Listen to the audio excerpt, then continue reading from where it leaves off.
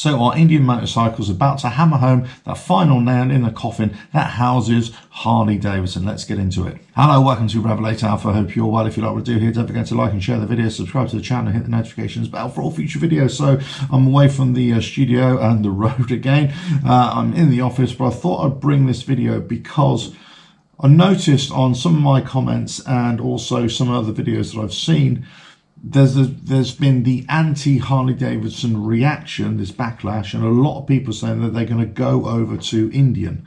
That whole thing again, Harley Davidson versus Indian, but lots of people saying, well, we're going to move away from Harley Davidson, selling our bikes, getting rid of them and going out to Indian.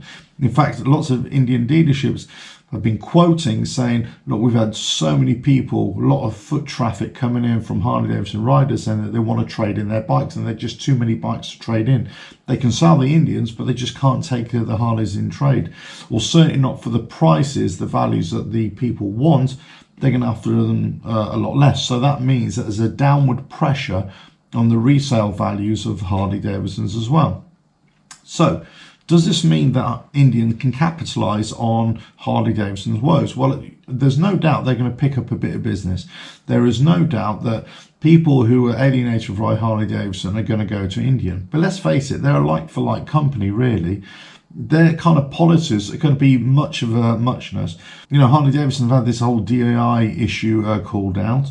My last video talked about their supply diversity issues now being called into question and possible supply chain issues. But Indian and Polaris, I'm sure, had these kind of policies as well. They've only just recently taken them off their website. Just quite a few other companies have done the same recently in fear of a backlash. But at the same time, they're much of a much company. One of the biggest criticisms Harley Davidson have is not only the quality of their bikes and the way the customers are treated by dealerships or also by the company, but also the unit price of these products as well. And Indian, for the most part, are much of the same as well.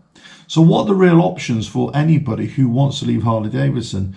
Do they have to go to Indian? Well, only if you want an American-made motorcycle that is of a mass producer, unless you're going to have to go to a bespoke producer in the United States, something like, well, they used to be called Confederate. What are they called now? Let me know in the comments what that company is called. But they're making just handmade motorcycles for sort of very small numbers. There are a few around the United States. You could go to Arch Motorcycle, Keanu Reeves motorcycle manufacturer, of course, that kind of thing. But essentially, Indian is the most logical choice for you if you want to have some kind of selection. If you're not really concerned about going to an American motorcycle manufacturer, then obviously the obvious choice would be go to something like BMW with their R18, or the R1250 RT, or the K1600 if you want to come away from the V-twin world. But you could also go to any manufacturer with an adventure motorcycle as well.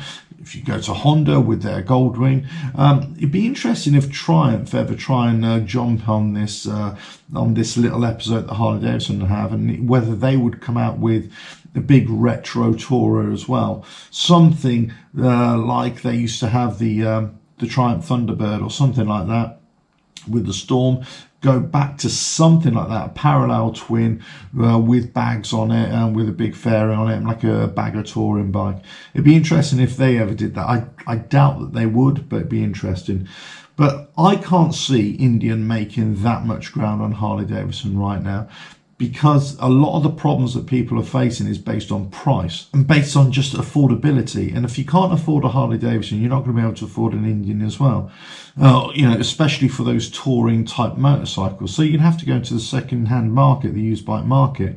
Now, you might move away from Harley Davidson and go to a used Indian, of course, or any other bike, or just go to a used Harley Davidson. That would be my suggestion. If you don't want to buy new and you want to boycott the company, well, hit them where it hurts and don't buy new. Just go and buy used if that's your deal. I just can't see Indian making that much headway in this market until there's a mass collapse in Harley Davidson. I really can't see it. Let us know your thoughts in the comments below. If you like what I do here, don't forget to like and share the video, subscribe to the channel, hit the notifications bell for all future videos, and I will catch you again. Another video coming very soon.